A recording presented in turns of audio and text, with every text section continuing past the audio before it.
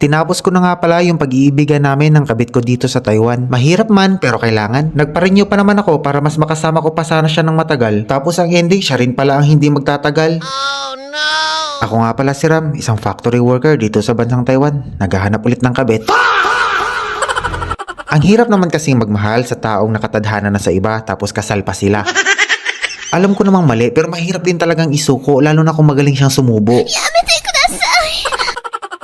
Pero kahit ganun pa man, kailangan ko na din talaga siyang palayain kahit mabigat at masakit sa kalooban dahil sa tingin ko yun ang tama at nararapat gawin. We, sabi? Sabi daw!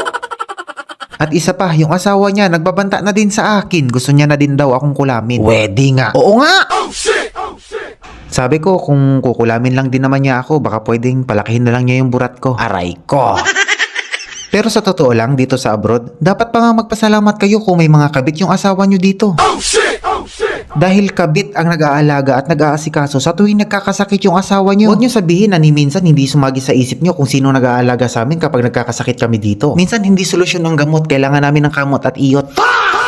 Nakakapagod nga ni magsalsal, nakakangawit sa kamay. Ginagawa mo. Kaya kapag nagkasakit yung asawa mo dito, kabit ang nagluluto, kabit ang naglalaba, kabit ang nagpapakain, tapos pag magaling na yung asawa mo, kabit din ang titira.